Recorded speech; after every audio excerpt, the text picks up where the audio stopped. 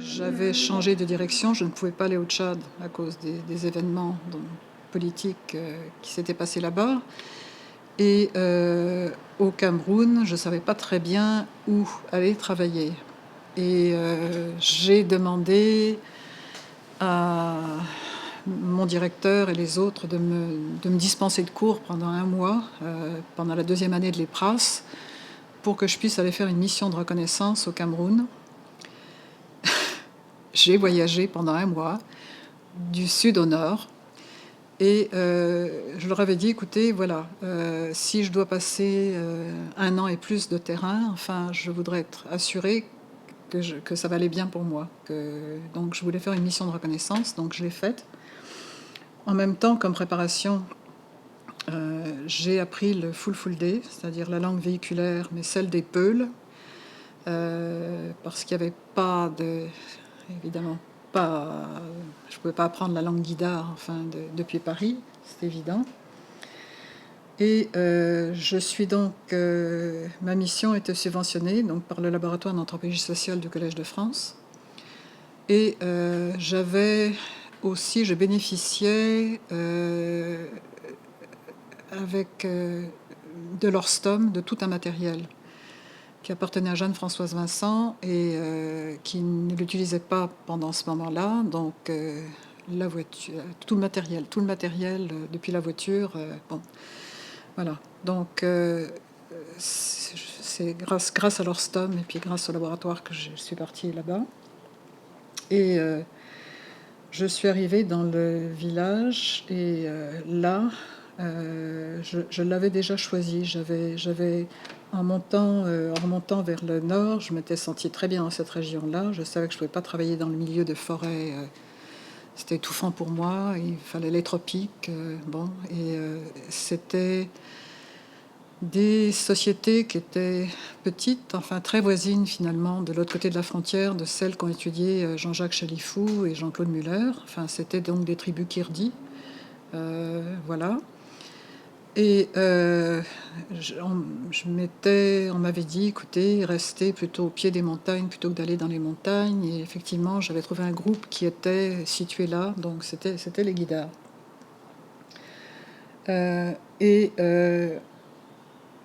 Quand je suis arrivée, j'étais chez le chef, j'ai habité chez le chef.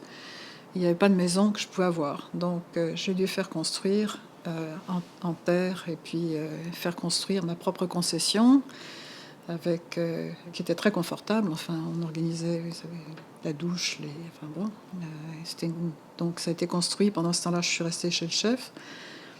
Et ensuite de ça, j'avais quelqu'un qui s'occupait de moi pour la nourriture, l'eau, les choses comme ça. Et donc ça, c'était pour l'organisation matérielle. Je m'étais installée au centre du village, près du marché, puisque je pouvais j'avais construit ça là. Et je ne parlais pas la langue. Et j'ai donc travaillé avec un interprète. C'est une langue qui est très compliquée. C'est une langue à ton. Et je crois que c'est la partie la plus fausse de toute mon ethnographie, parce que j'ai fait venir le professeur Agege qui était sur le terrain à côté, en lui disant, écoutez, venez donc voir et dites-moi. Bon, et même c'était compliqué. Il est venu du Tchad, il est venu un jour regarder un petit peu. Bon, donc c'était pas une langue facile. C'était une langue non seulement tonale, mais avec des modulations aussi. Voilà. Et donc je n'ai jamais complètement parlé le guïdare. J'avais des mots, conversations, etc. Mais même alors que je suis restée un an sur place sans bouger, je parlais un peu, mais il m'a toujours fallu un interprète pour ça. Alors, dans les difficultés à me faire accepter, aucune. Enfin, J'avais expliqué chez le chef avec de la bière de mille ce que je venais faire, l'histoire, les coutumes, etc. Ça posait aucun problème. Il ne voyait pas pourquoi. Enfin, ça posait vraiment aucun problème d'être accepté là. Bon, par contre, très vite, quand j'ai commencé à travailler, je me suis aperçue, quand j'ai voulu interroger des femmes, que ça marchait pas, qu'elles étaient gênées, qu'elles me répondaient pas. Et puis, il y avait toujours un homme qui me répondait à côté. Je pouvais interroger sur tout, sur la cuisine, sur les enfants. C'était à chaque fois la même chose. Et là, je me suis dit, ça va pas. J'ai un interprète homme, il faut que je prenne une interprète femme. Donc, il y avait une école d'émission. J'ai demandé j'ai engagé donc une petite écolière qui est venue avec moi. Même chose. Donc, il y avait un problème là, très, très réel, enfin, d'accès à... Et ça m'a pris un temps. C'est-à-dire, c'est pas parce que vous êtes femme que vous pouvez parler aux femmes, non. Ce que j'ai compris, c'est que quand il y avait un homme sur place, elles devaient se taire, sauf si elles étaient ménopausées. Parce que les femmes ménopausées, chez les guidards, sont des femmes faites hommes. Elles peuvent fumer la pipe, elles peuvent dire ce qu'elles veulent devant les hommes. Pas de problème, ce sont des femmes faites hommes. Mais avant, non. Donc, si je voulais parler à des femmes, il fallait que je parle à des femmes dans une situation où il n'y avait que des femmes, ce que j'ai fait, mais je ne l'avais pas compris au début. Enfin, ça m'a pris un temps avant de comprendre pourquoi ça se passait si mal.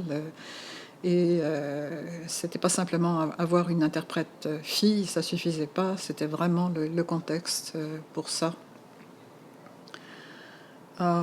Donc, pour la langue, comme bon, j'avais un excellent matériel d'enregistrement, que j'ai toujours ces bandes, enfin le meilleur de l'époque. Hein. Et je ne sais pas ce que je vais faire parce que c'est... Je me souviens plus comment ils s'appellent, ces magnétophones, mais c'était vraiment bon, j'ai ces bandes-là. J'ai des histoires, j'ai des contes, j'ai des entrevues dans mes archives, là, mais qui sont dans un format qui n'est plus le format maintenant, actuel. Alors, pour travailler bon, chez les guidards, c'était... Il y avait pratiquement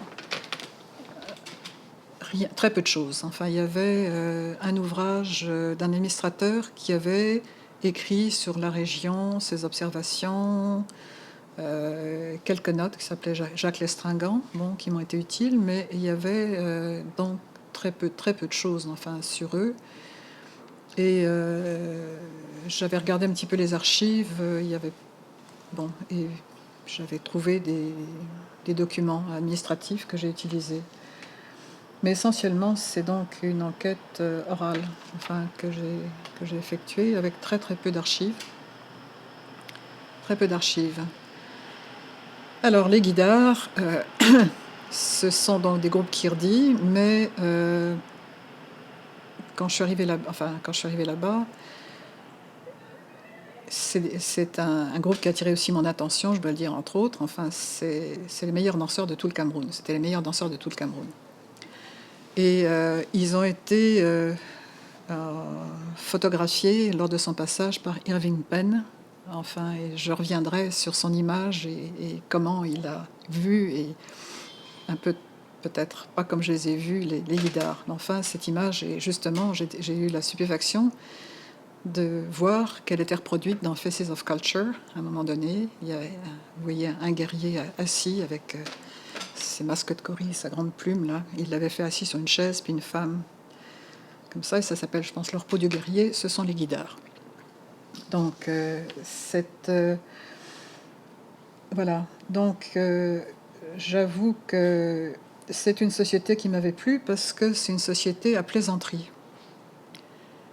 Je ne sais pas si vous savez ce que c'est que des sociétés à plaisanterie, et quand vous sortez d'un milieu catholique, français, etc., enfin, bon, des sociétés qui utilisent le rire et la plaisanterie, enfin, constamment, j'ai trouvé ça extrêmement rafraîchissant. Enfin, très rafraîchissant, je dois dire.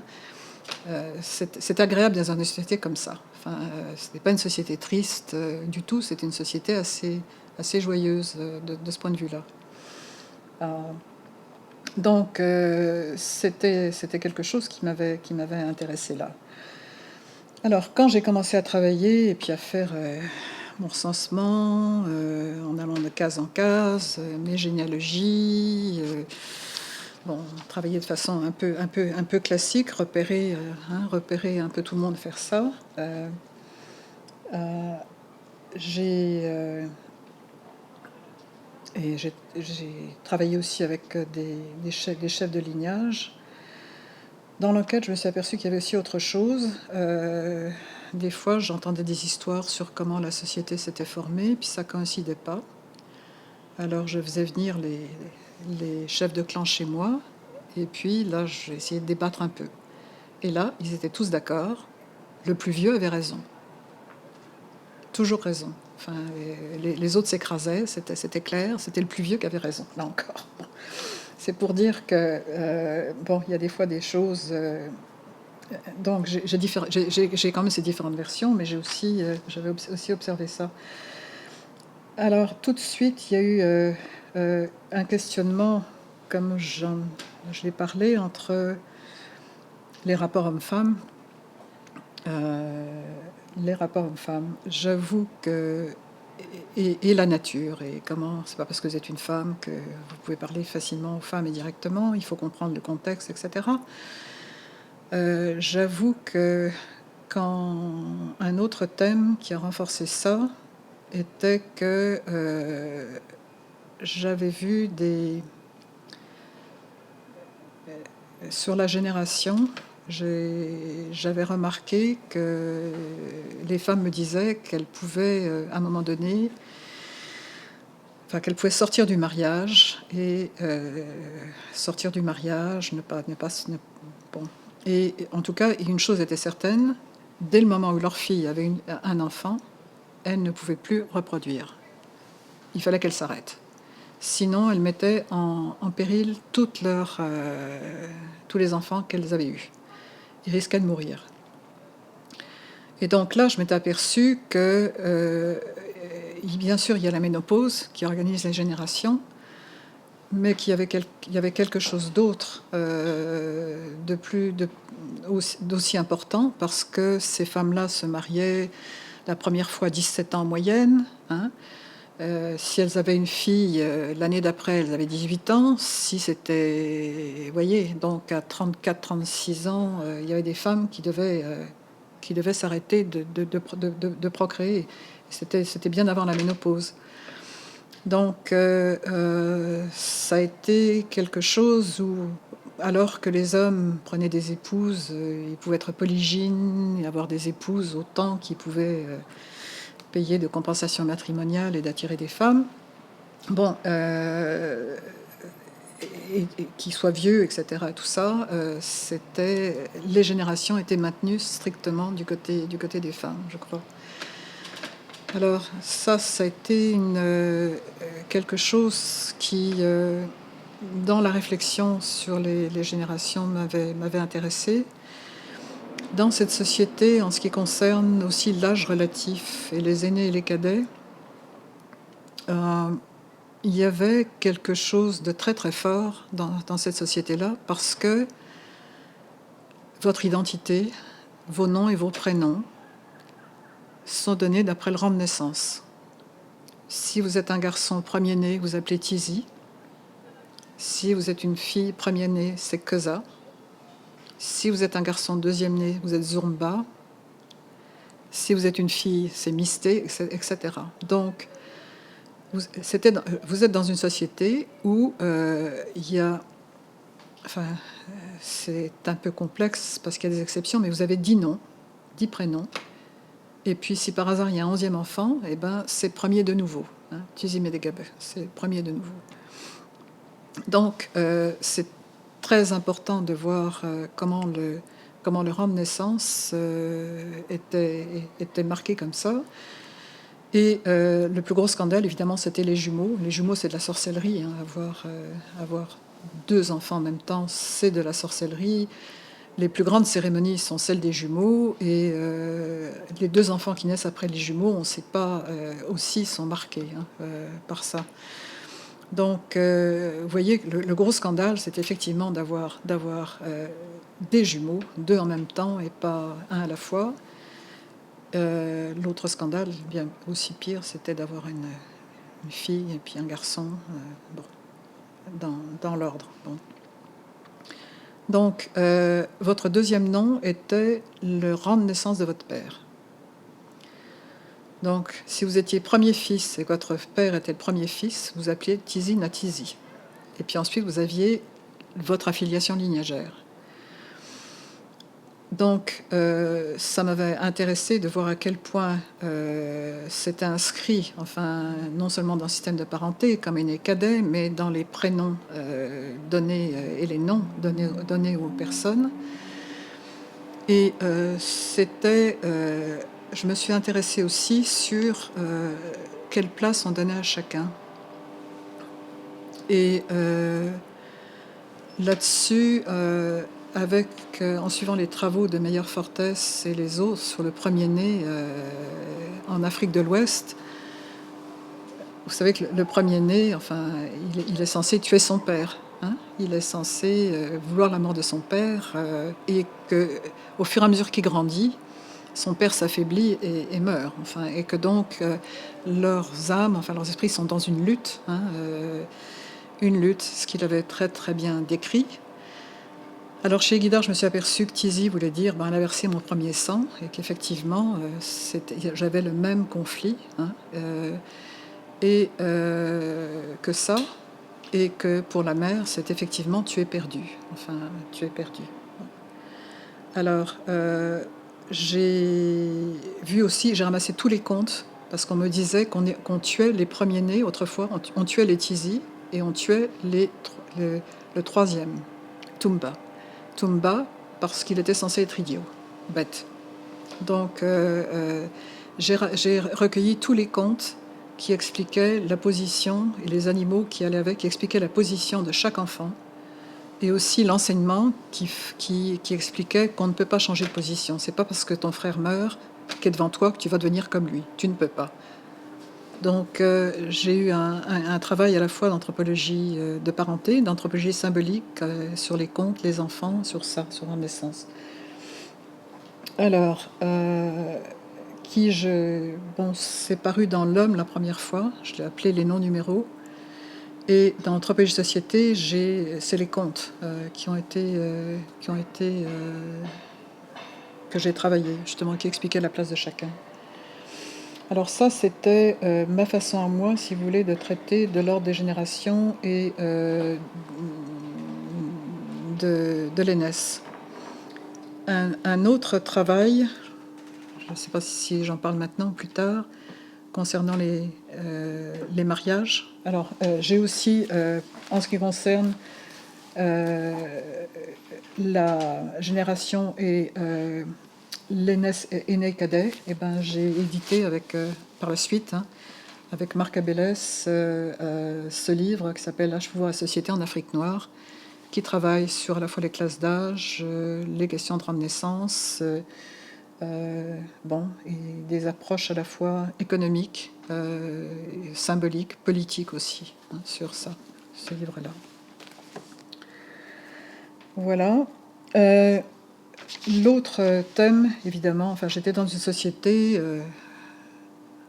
pour la parenté, écoutez, des crocs et homards, je ne sais pas si vous savez, des systèmes semi-complexes, très très compliqués, très très compliqués. Et j'ai découvert dans cette société-là, parce que je n'en avais jamais entendu parler avant, que les femmes sont mariées, elles sont mariées par leur lignage, elles n'ont rien à dire pour le premier mari. Le premier mari, c'est on les marie.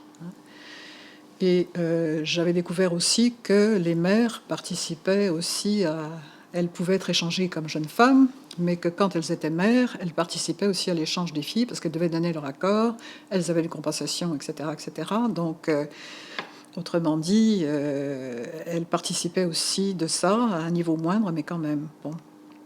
Alors, Les femmes étaient donc mariées assez jeunes et comme en Afrique, vous savez, ça dure 3-4 ans. Vous êtes d'abord fiancés, puis vous travaillez pour les beaux-parents, puis vous versez une partie de la compensation, puis bon, une autre, etc.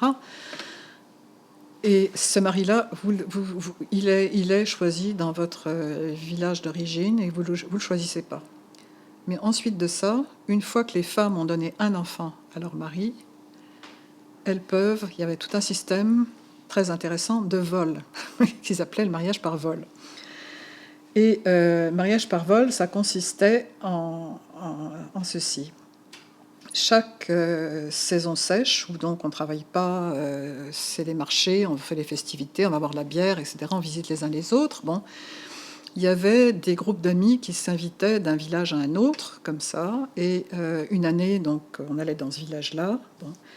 Et votre ami qui vous avait choisi vous présentait des femmes du voisinage dont il savait qu'elles s'entendaient moyennement avec leur mari et qu'elles ne demandaient qu'à partir, etc. Enfin bon, et donc il présentait, et bon, voilà. Et là, il n'y avait pas de compensation matrimoniale du tout de payer. Enfin, il y avait, il l'appelait par vol. Enfin, donc voilà. Et la femme était tout à fait consentante, bien sûr, bien sûr. Alors il y avait quand même des règles, c'est-à-dire vous ne pouviez pas piquer à quelqu'un de votre propre lignage, ni à quelqu'un de votre quartier, hein, ça devait être plus loin. Bon. Et c'est comme ça que j'ai appris que les femmes avaient en moyenne 3 ou 4 maris, et 3 ou 4 maris, et d'ailleurs quand les missionnaires essayaient de les marier en disant « Enfin, est-ce que tu vas rester avec cet homme-là ?» Elle répondait, mais est-ce que je sais, enfin, est-ce que je suis assez laide pour rester toute ma vie avec un seul homme, des choses comme ça, enfin bon. Donc, l'histoire était que jusqu'à ce qu'elles aient à peu près 30-35 ans, là, leur période reproductive, enfin, elles allaient. Alors, chaque fois qu'elles quittaient un mari, elles devaient par contre laisser toute leur possession dans la case, hein, et leurs enfants sur place. Et il n'y avait pas de divorce. Hein, c'était pas un divorce. Elles pouvaient revenir n'importe quand et reprendre leur rang d'épouse. Leur rang, c'est-à-dire si elles avaient été première épouse, elles restaient première épouse, deuxième épouse, etc. Elles reprenaient les cycles de cuisine, de tour de lit, etc. Elles ne revenaient pas, autrement dit, en tant que mère des enfants, elles revenaient en tant qu'épouse. Hein. Donc il n'y avait pas de divorce. Mais effectivement, elles n'habitaient qu'avec un mari à la fois. Hein. Mais comme je dis, elles en avaient 3, 4 en moyenne, et il y avait aussi la coutume évidemment du lévirat qui faisait que si elles perdaient un mari, on leur présentait aux cérémonies de funérailles une calebasse et elles la donnaient à quelqu'un du membre du lignage. Ça pouvait être un frère, ça pouvait être qui devait la prendre donc aussi pour épouse. Hein. Donc j'avais donc